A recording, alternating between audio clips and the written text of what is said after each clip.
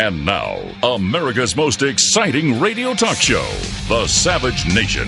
And here he is, Michael Savage. It's been a hard day's night, and I've been working like a dog. It's been a hard day's night, I should be sleeping like a... It is The Savage Nation. Back to a wall, blasting out to America. Now on over 160 stations, syndicated by the great Cumulus Media Corporation. And I have a major announcement to make tonight. Some of you may have seen it earlier on michaelsavage.com, but I'll go right to the headline. Savage goes live in New York City and Washington, D.C. beginning Monday night. Now, the headline in the local San Francisco newspaper is more exciting, despite the fact that we have the most corrupt administration in the history of San Francisco, with the greatest scandal in the history of San Francisco, the subway to nowhere, billions of dollars going in the toilet. The headline in the local paper is Hazards Hidden in Couches. Potentially harmful flame retardants remain ubiquitous. Efforts to curb pervasive use that started in California. This is what happens to a newspaper when it's wholly owned by the corrupt Democrat Party. All the scandals are buried, and the biggest threat to the citizens of San Francisco are couches.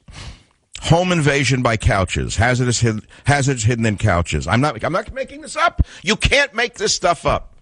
So that's why I say my news is bigger. Savage goes live in New York City beginning Monday and on WMAL in Washington. You don't know what a big milestone this is for me. And I'll tell you why. First of all, I am originally from New York, as you probably can't tell by my accent. As I try to hide it every day on the Savage Nation. You know, I'm one of the few people who still knows how to speak in a New York brogue. It's a lost art. People go to voice coaches in Hollywood to learn how to make believe they're from New York, and they always mangle it. They wind up sounding like illiterate slobs on Jersey Shore. They don't realize that you can be highly educated and still sound like a truck driver, because most truck drivers are more intelligent than most PhDs who vote for Obama. The Savage Nation will return to the New York City market via the nation's top talk radio station, WABC, and will be heard in the nation's capital on WMAL.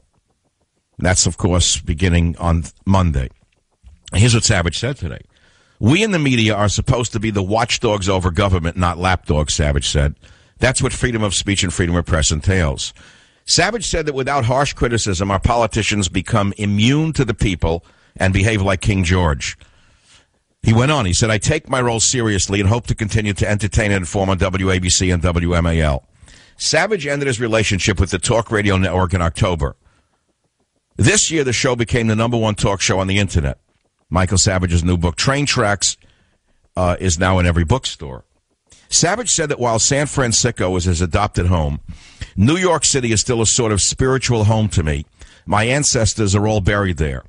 After many years on another station where I dominated ratings in my time slot, I am back on a much more powerful station, the venerable WABC, he said. Few know this. When I first began in New York City, I was carried on WABC, and I beat the New York Yankees in the ratings. Regarding WMAL, Savage said, what could be better than to try to keep the K Street gang somewhat responsive to the people? He noted that he's never been heard in Washington, D.C., except for on a marginal station. WMAL brings my voice into the consciousness, the geography of the geopolitical leadership, he said.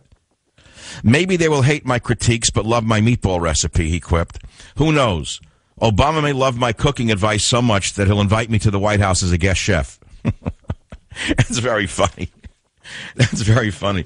I think all the other conservatives in the media, well, the alleged conservatives, the Beltway conservatives, were invited to the White House by Bush. I was the only one left out in the cold. Now, of course, they don't tell you that. I'm listening to some of them. They're melting down, and it's sad. I mean, they're allegedly we're on the same side of the aisle. They're melting down. All they're doing is talking about taxes. Next, they'll be talking about death being unfair.